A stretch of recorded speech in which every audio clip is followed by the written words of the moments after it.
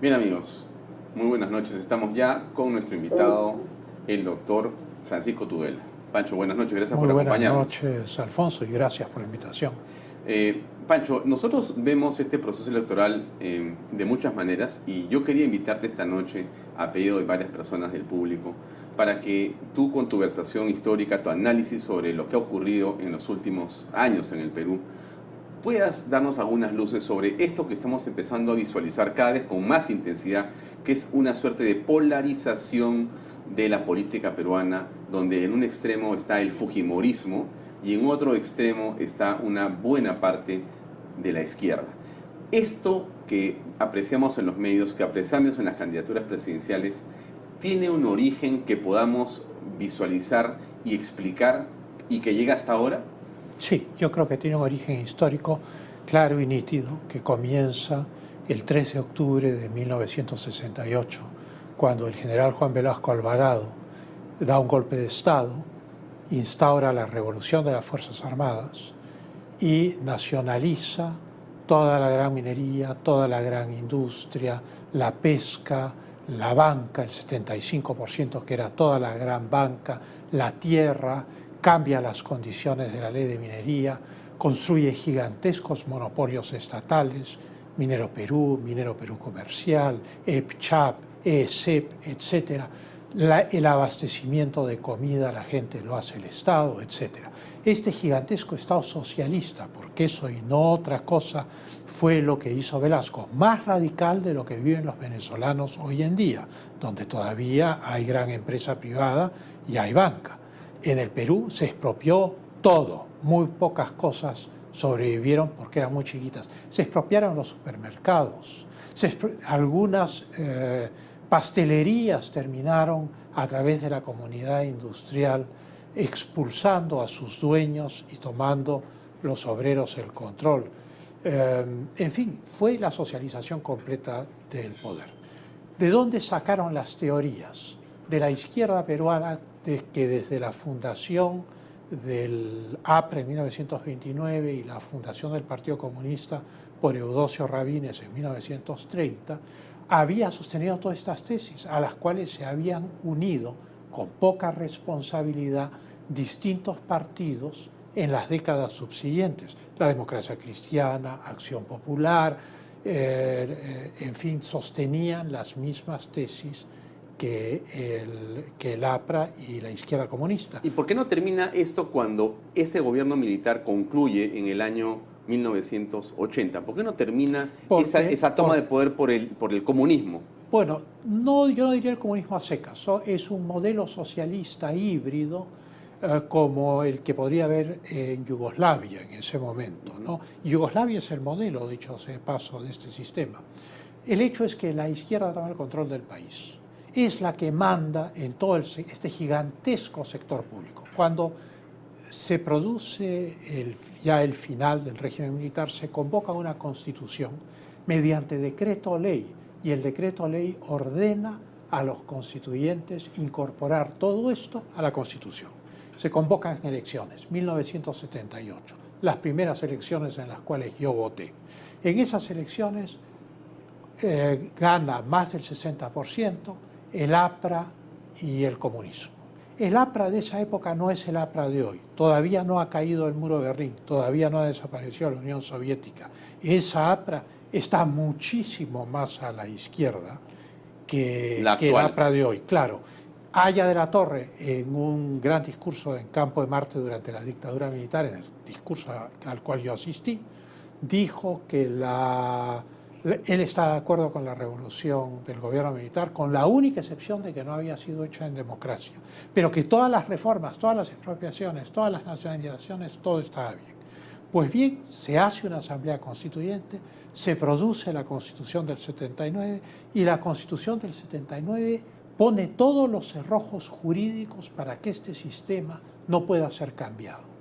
Los monopolios del Estado, las grandes cooperativas agrarias, O sea, ¿es una constitución la banca de corte fomento, socialista? el Banco Agrario, etcétera. Es una constitución de corte socialista. Hay 3 artículos que le dan al Estado el rol directivo del Estado, la facultad de intervenir en las áreas de la economía que el Estado juzgue convenientes, en ese caso todo estaba intervenido, y entonces esta constitución consagra, más aún, el gobierno militar no le da a la Asamblea Constituyente del 78 ni facultades legislativas.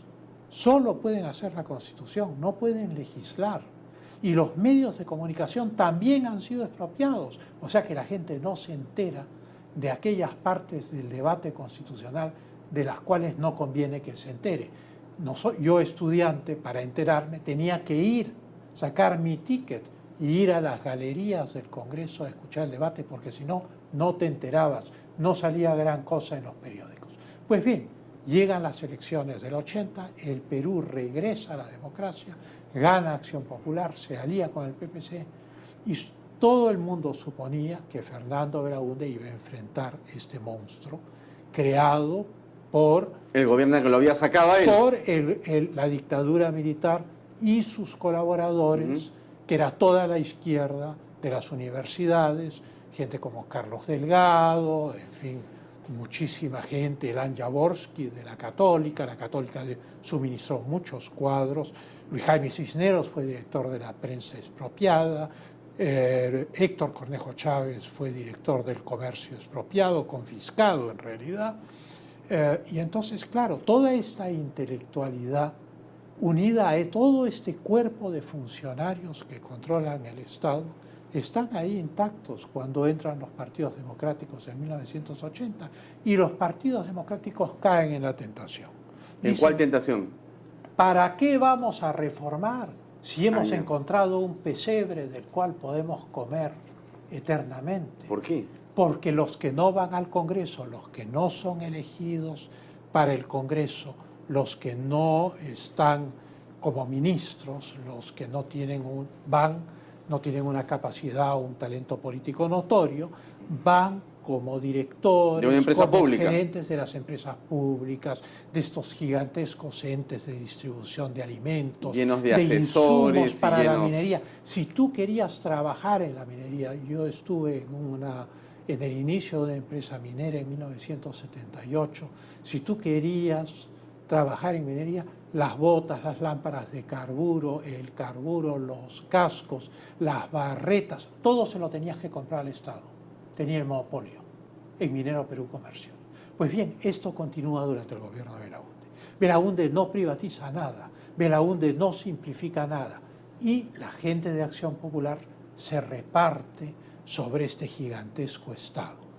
Termina Belaúnde con una inflación atroz, su partido saca en las elecciones del 85 creo que 4%, a tal punto que creo que pierde su inscripción electoral, y llega Alan García. El partido aprista. Pero Alan García, como él ha reconocido hidalgamente, en vez de revertir el proceso lo profundiza, porque como él dice, yo quise hacer lo mismo que Velasco, yo quise continuar lo de Velasco. Era el APRA antes de la caída del muro de Berlín, era el APRA antes de la desaparición de la Unión Soviética. Era un mundo que estaba muchísimo más a la izquierda de hoy, que la gente joven no puede ni imaginar. Y es un gobierno del partido aprista desastroso. Caótico, que termina en desastroso. 7.614% de inflación acumulada, 30.000 muertos para el año 90. El grueso de los muertos, como lo ha reconocido la Comisión de la Verdad, es en el periodo 80-90, o sea,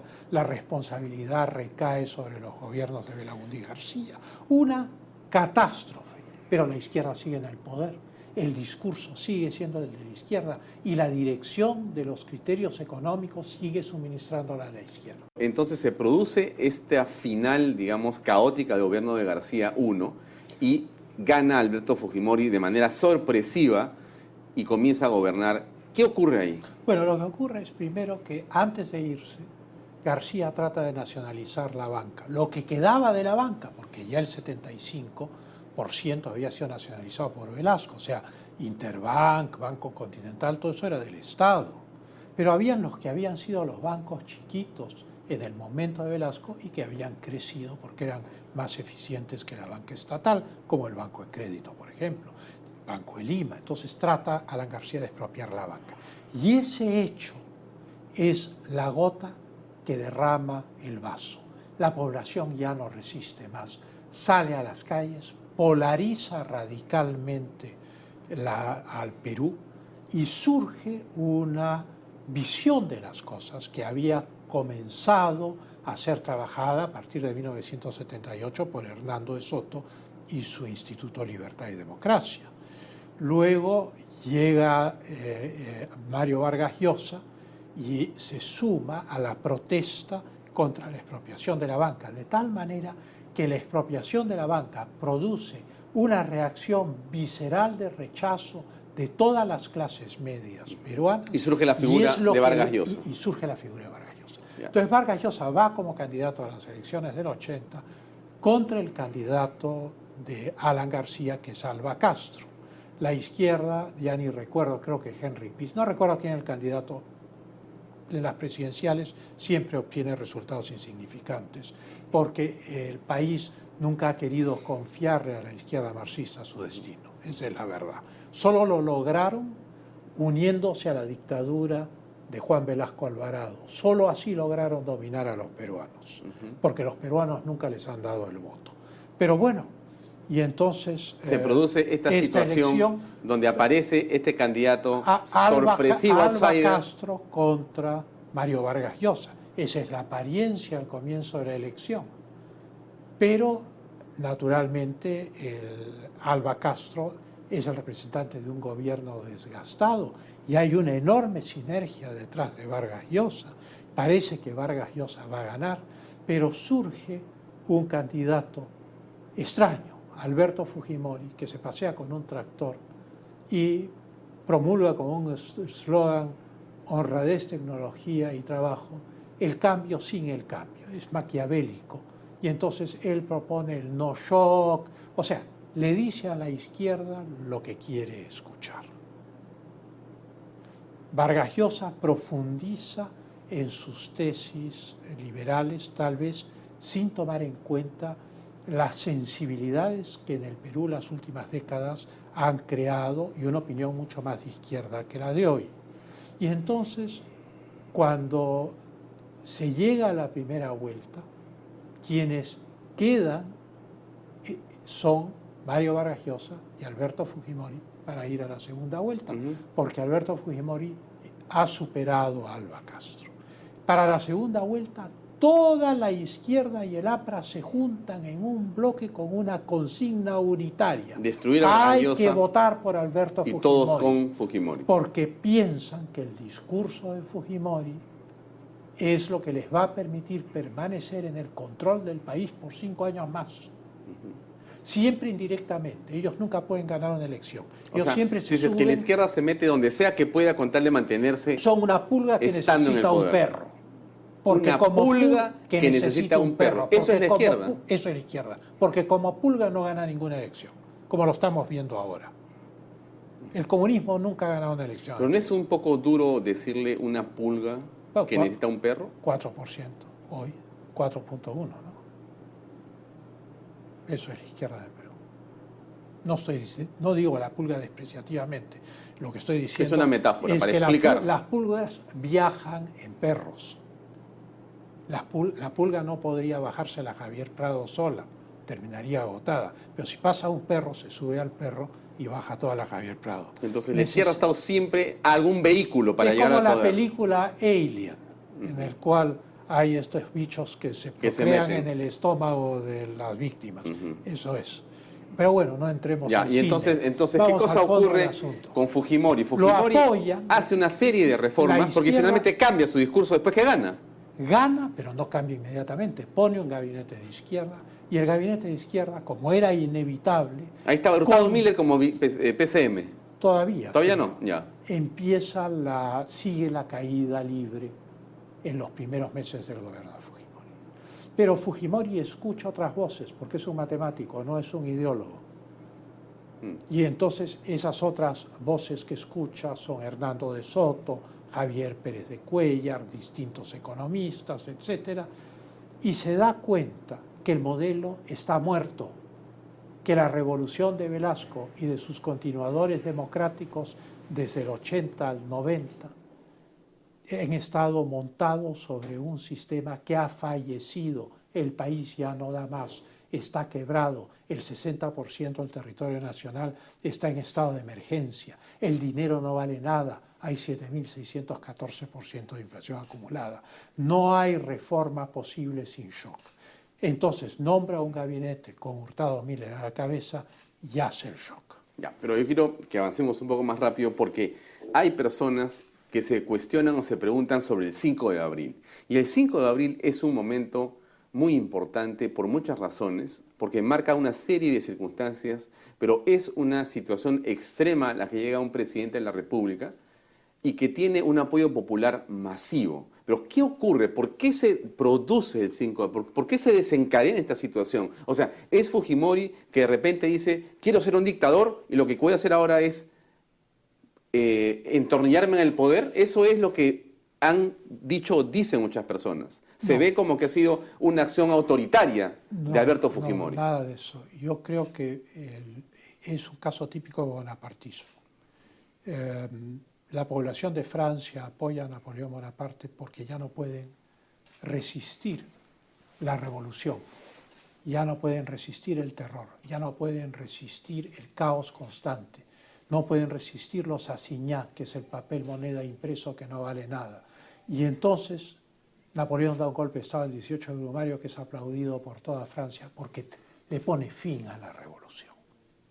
Si la Asamblea, el Consejo de los 100, al final de la Francia revolucionaria, hubiesen ellos detenido la revolución, Napoleón nunca hubiera tenido ocasión de dar el golpe del 18 de Brumario. Es exactamente lo que pasa acá. El país está aterrado, se está desintegrando, se está desangrando en el crimen y en la violencia terrorista. ¿Y por qué no se pone de acuerdo Fujimori con las fuerzas políticas? Las fuerzas políticas, no hay estadistas a la cabeza de las fuerzas políticas. Están con sangre en el ojo, han perdido. Los integrantes de lo que fue el Fredemo, Acción Popular, el PPC y Libertad, no le perdonan a Fujimori haber ganado las elecciones. Y entonces deciden no colaborar con el gobierno. Yo recuerdo haber conversado con un diputado muy importante de Libertad en esa época y haberle preguntado por qué no colaboran con el gobierno. Debemos guardarnos como alternativa, me dijo. Alternativa. O sea, claro, la idea era que fracasara. Pero no se detienen ahí, no se detienen en la falta de colaboración, sino que toman una política ofensiva.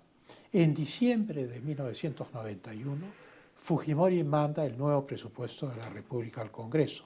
Constitucionalmente el Congreso solo puede aprobarlo, rechazarlo y devolvérselo al presidente. Pues bien, lo enmienda. El Congreso modifica el presupuesto. Y empieza 1992 sin presupuesto, porque no se puede promulgar, el presidente no puede promulgar un presupuesto que ha sido enmendado por el Congreso. Eso no dice la Constitución.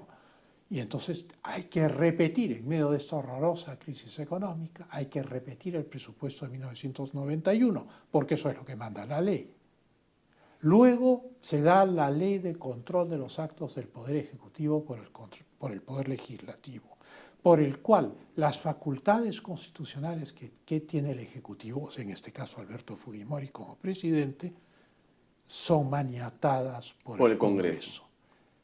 Finalmente pide faculdades especiales para legislar, se las dan. En materia de seguridad y economía. 158 decretos legislativos. Sí, recuerdo el número. Los envía al Congreso, el Congreso no aprueba alrededor del 23-24% de los decretos legislativos. ¿Qué contienen los decretos no aprobados por el Congreso? La legislación antimonopólica, la privatización, el desmantelamiento del Estado socialista, las medidas de seguridad para luchar contra el Sendero Luminoso, la reorganización necesaria en la policía para enfrentar a Sendero, la potenciación de la economía peruana, deshaciéndose de este gigantesco aparato estatal. bloquean todo. Y entonces lo que ha hecho en esos 3 actos, rechazar los decretos legislativos esenciales, maniatar al presidente mediante una ley de control de los actos del Poder Ejecutivo y negarle la aprobación del presupuesto, o por lo menos habérselo devuelto intacto, lo que demuestra eso es que esto es como el golpe del 92 fue como una tragedia griega. Las tragedias griegas son invariables, siempre terminan en tragedia, hagan lo que hagan los personajes. Es como un destino inexorable. Pues bien, la falta de estadistas en todas las fuerzas políticas llevó a un desenlace terrible, no deseable, pero todos los golpes de Estado en la historia del Perú y probablemente en la historia del mundo se dan en una situación de crisis. No hay ningún golpe de Estado que se dé porque un jefe de Estado o un general o lo que fuese diga, uy, hoy me han servido el desayuno frío, estoy muy molesto, voy a dar un golpe de Estado. Eso es absurdo. Nadie da un golpe de Estado en frío. Tiene que haber una situación de desintegración social para que alguien dé un golpe de Estado. ¿Es deseable el golpe de Estado? No. ¿El golpe de Estado hubiera sucedido si hubiesen habido estadistas en la oposición? No hubiera sucedido. De tal manera que no es Fujimori el único responsable. Son todas las fuerzas políticas peruanas que son corresponsables del golpe del 5 de abril. Esto que tú explicas es el inicio de una serie de reformas en el gobierno del Alberto Fujimori. El gobierno de Reconstrucción Nacional, el gobierno de facto que ha cerrado el Congreso, dura 8 meses, del 5 de abril hasta las elecciones de noviembre. En esos meses da legislación que, digamos, transforma en profundidad el Perú y que básicamente son aquellos decretos legislativos que el Congreso había negado. Que el Congreso había negado. Con el CCE. Pero con mucha más legislación. Vuelve el Congreso. Pero reacciona el mundo. Reacciona Europa, reacciona a los Estados Unidos, reacciona a toda América Latina y se pronuncian contra el golpe del 5 de abril. Y el 5 de mayo tiene lugar la cumbre de Bahamas de la OEA, a la cual va Fujimori. Yo fui como periodista, yo cubrí como periodista del Canal 4 esa cumbre.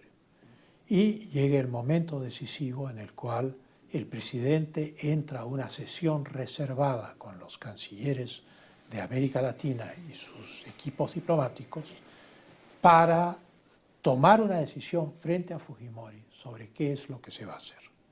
Yo escondí mi credencial debajo de la solapa de periodista, me ajusté la corbata, me mezclé junto con Alberto Ulloa Sotomayor, que era director de Expreso, con la delegación venezolana y fuimos los únicos periodistas que logramos entrar a la sala.